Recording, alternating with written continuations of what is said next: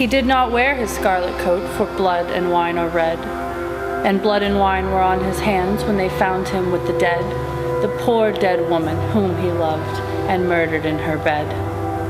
He walked amongst the trial men in a suit of shabby gray.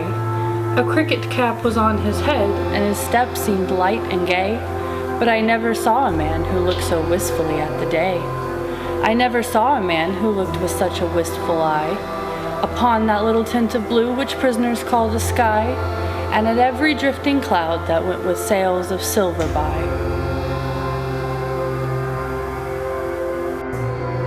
I walked with other souls in pain within another ring, and was wondering if the man had done a great or little thing, when a voice behind me whispered low, "That fellow's got to swing."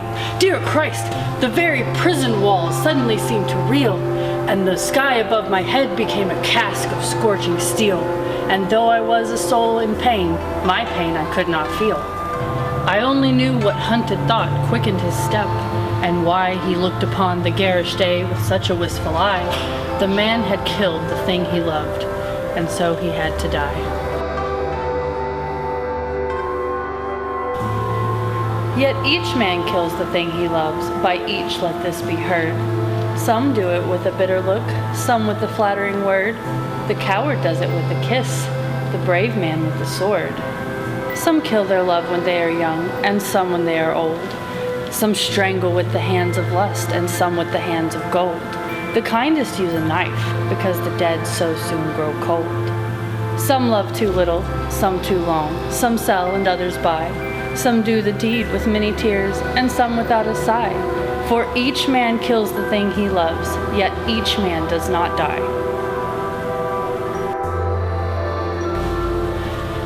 He does not die a death of shame on a day of dark disgrace, nor have a noose about his neck, nor a cloth upon his face, nor drop his feet foremost through the floor into an empty space. He does not sit with silent men who watch him night and day, who watch him when he tries to weep and when he tries to pray, who watch him lest himself should rob the prison of its prey. He does not wake at dawn to see dread figures throng his room, the shivering chaplain robed in white, the sheriff stern with gloom, and the governor all in shiny black with the yellow face of doom. He does not rise with piteous haste to put on convict clothes, while some coarse-mouthed doctor gloats and notes each new and nerve-twitched pose, fingering a watch whose little ticks are like horrible hammer blows. He does not know that sickening thirst that sands one's throat before the hangman with his gardener's glove slips through the padded door and binds one in 3 leathern thongs that the throat may thirst no more. He does not bend his head to hear the burial office read, nor, while the terror of his soul tells him he is not dead, cross his own coffin as he moves into the hideous shed. He does not stare upon the air through a little roof of glass. He does not pray with lips of clay for his agony to pass, nor feel upon his shuddering cheek the kiss of Caiaphas. 6 weeks our guardsman walked the yard in a suit of shabby gray.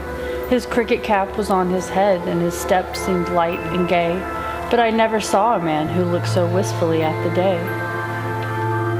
I never saw a man who looked with such a wistful eye upon that little tint of blue which prisoners call the sky, and at every wandering cloud that trailed its raveled fleeces by. He did not wring his hands as do those witless men who dare to try to rear the changeling hope in the cave of black despair. He only looked upon the sun and drank the morning air. He did not wring his hands nor weep, nor did he peak or pine, but he drank the air as though it held some healthful anodyne. With open mouth he drank the sun as though it had been wine. And I and all the souls in pain who tramped the other ring forgot if we ourselves had done a great or little thing, and watched with gaze of dull amaze the man who had to swing.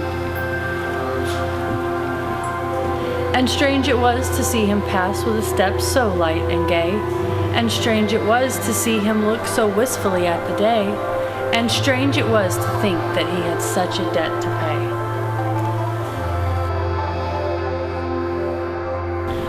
oak and elm have pleasant leaves that in the springtime shoot, but grim to see is the gallows tree with its adder-bitten root. For green or dry, a man must die before it bears its fruit. The loftiest place is that seat of grace for which all worldlings try, but who would stand in hempen band upon a scaffold high, and through a murderer's collar take his last look at the sky?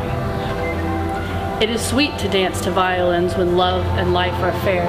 To dance to flutes, to dance to lutes is delicate and rare, but it is not sweet with nimble feet to dance upon the air. With curious eyes and sick surmised we watched him day by day, and wondered if each one of us would end the self-same way, for none can tell to what red hell his sightless soul may stray.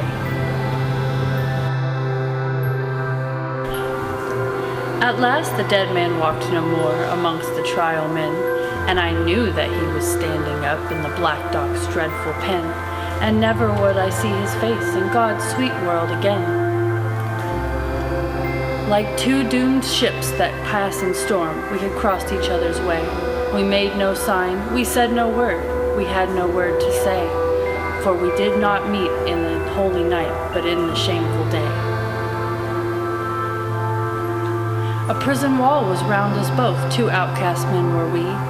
The world had thrust us from its heart, and God from out its care, and the iron gin that waits for sin had caught us in its snare.